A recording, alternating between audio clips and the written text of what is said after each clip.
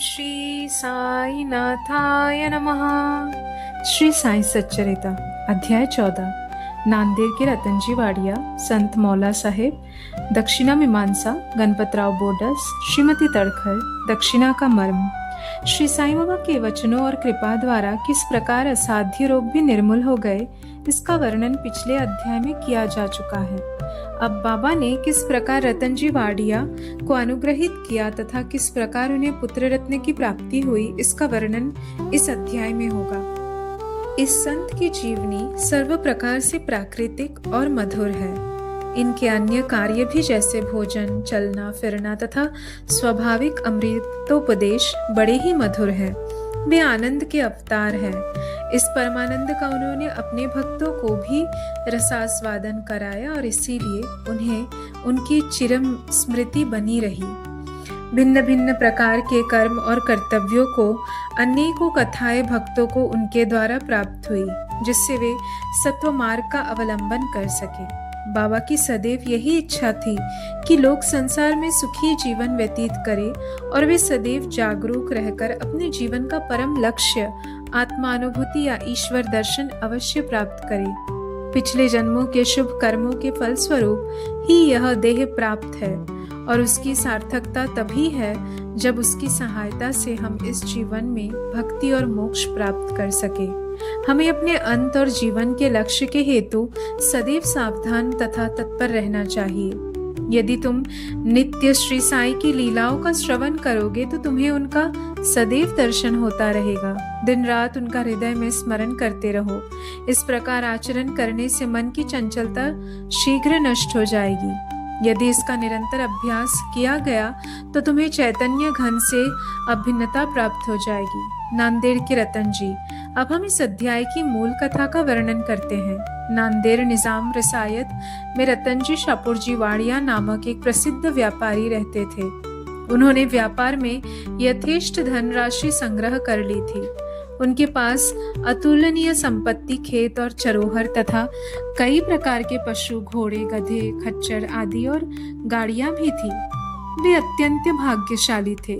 यद्यपि ब्रह्म दृष्टि से वे अधिक सुखी और संतुष्ट प्रतीत होते थे, परंतु यथार्थ में वे वैसे न थे। विधाता की रचना कुछ ऐसी विचित्र है कि इस संसार में पूर्ण सुखी कोई नहीं और धनाशय रतनजी भी इसके उपवाद न थे।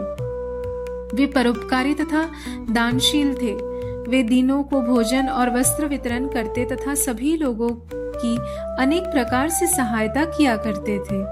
उन्हें लोग अत्यंत सुखी समझते थे, किंतु दीर्घ काल तक संतान न होने के कारण उनके हृदय में दुख अधिक था। जिस प्रकार प्रेम तथा भक्ति रहित कीर्तन, वाद्य रहित संगीत, यज्ञोपवीत रहित ब्राह्मण, व्यवहारिक ज्ञान रहित कलाकार, पश्चाताप रहित तीर्थ यात्रा और कंठमाला, मंगलसूत्र रहित अलंकार उत्तम प्रतीत नहीं होती, उसी प्रकार संतान रहित गृहस्थ का घर भी सूना ही रहता है। रतनजी सदैव इसी चिंता में निमग्न रहते थे।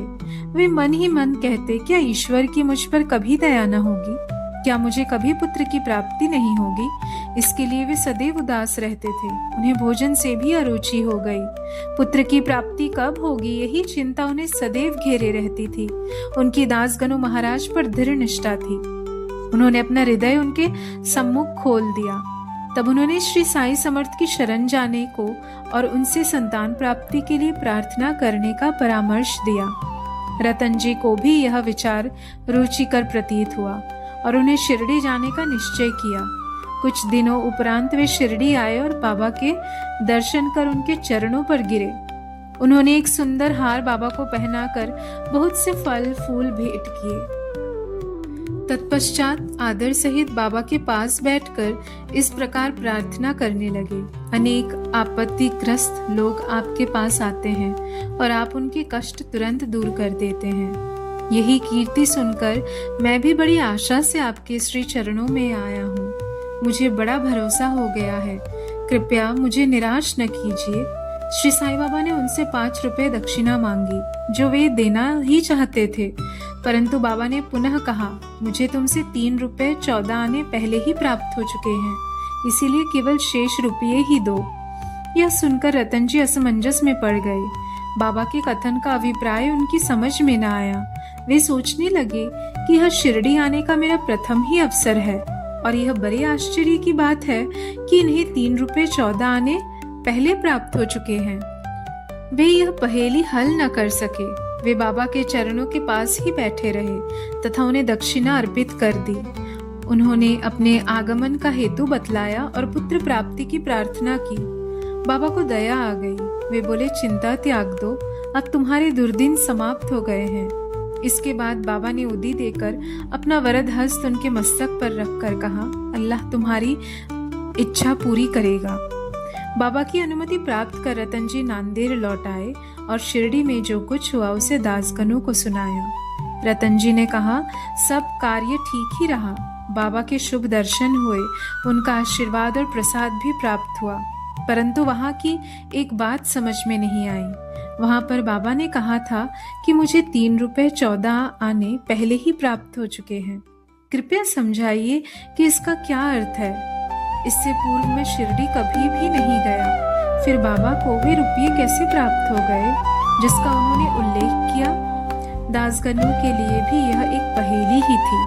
बहुत दिनों तक वे इस पर विचार करते रहे। कई दिनों के पश्चात उन्हें स्मरण हुआ कि कुछ दिन पहले रतन जी ने एक यवन संत मौली साहब को अपने घर आतिथ्य के लिए निमंत्रित किया था तथा इसके निमित्त उन्होंने कुछ धन व्यय किया था। मौली साहब नांदेड़ के एक प्रसिद्ध संत थे जो कुली या काम किया करते थे। जब रतन जी ने शिरडी जाने का निश्चय किया था, उसके कुछ दिन पूर्व ही मौली साहब अनायास ही रतन जी के घर आए।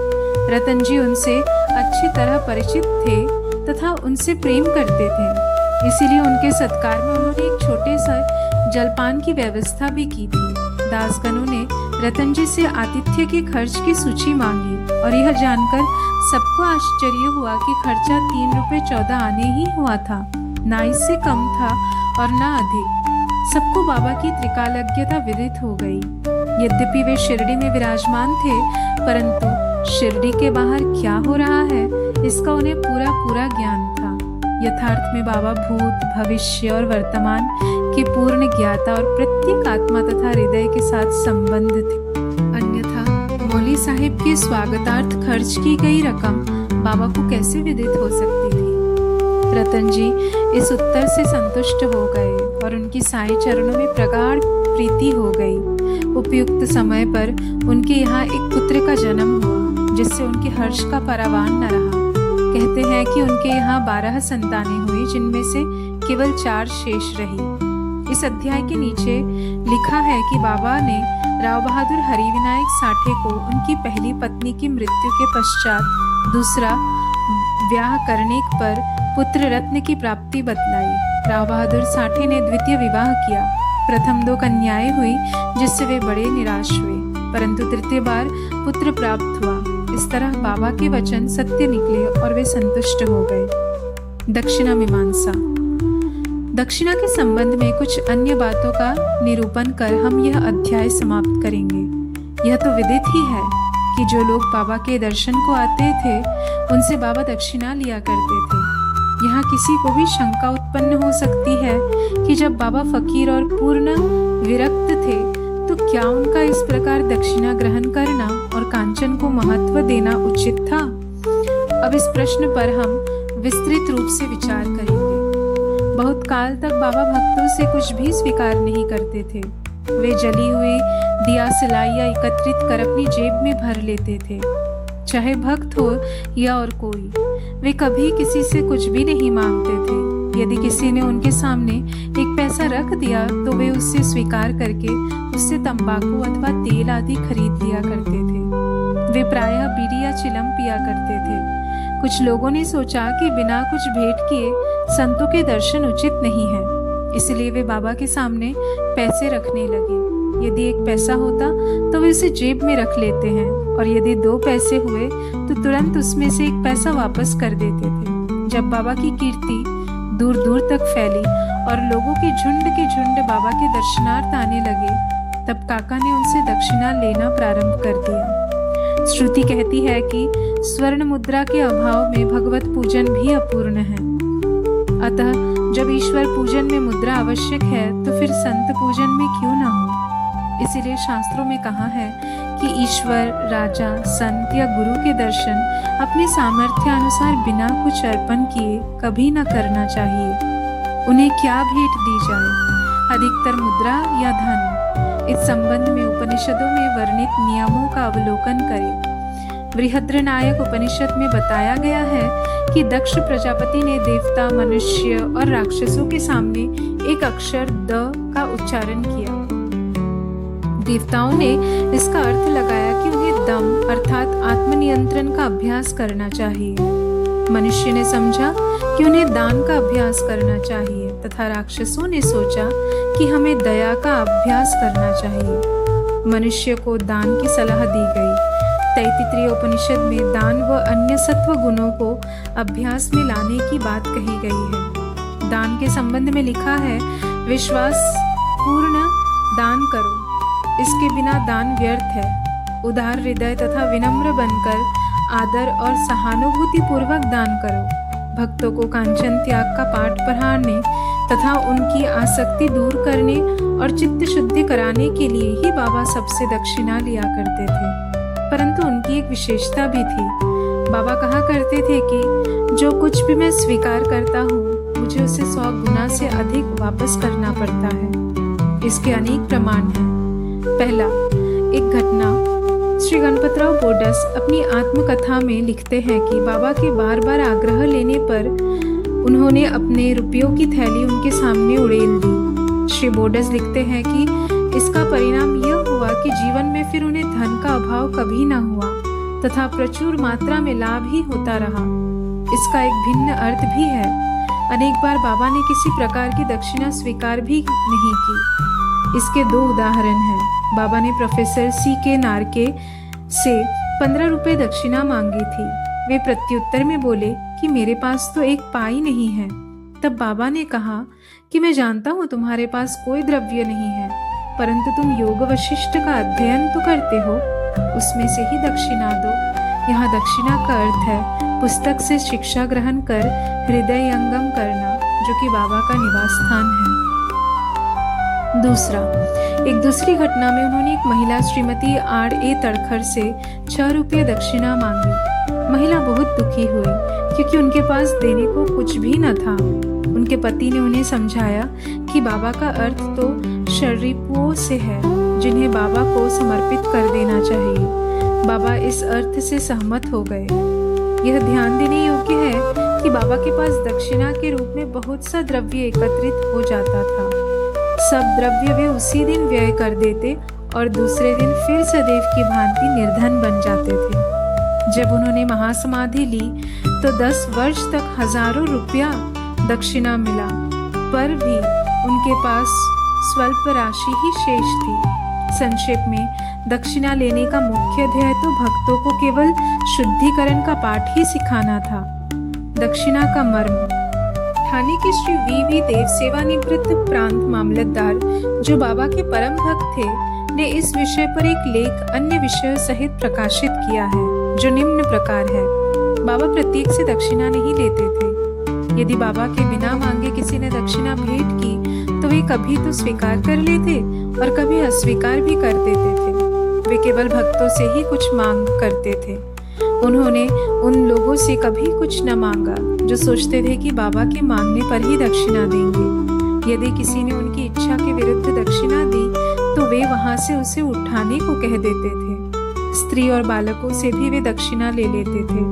उन्होंने सभी धनाशयों या निर्धनों से कभी दक्षिणा नहीं मांगी। बाबा के मांगने पर भी जिन्होंने दक्षिणा न दी, उनसे वे कभी क्रोधित नहीं हुए। यदि किसी मित्र द्वारा उन्हें दक्षिणा भिजवाई गई होती और उसका उसे स्मरण न रहता तो बाबा किसी न किसी प्रकार उसे स्मरण कराकर वह दक्षिणा ले लेते थे। कुछ अवसरों पर वे दक्षिणा की राशि में से कुछ अंश लौटा भी देते और देने वालों को संभाल कर रखने या पूजन में रखने के लिए कह देते थे। इससे दाता या भक्त को बहुत लाभ पहुंचता था। यदि किसी ने अपनी इच्छा राशि से अधिक भेंट की तो वह अधिक राशि लौटा देते थे। किसी से तो वे उसकी इच्छित राशि से भी अधिक मांग कर बैठते थे और यदि उसके पास नहीं होती तो दूसरे से उधार लेने या दूसरों से मांगने को भी कहते थे। किसी किसी से तो दिन में 3 बार दक्षिणा मांगा करते थे।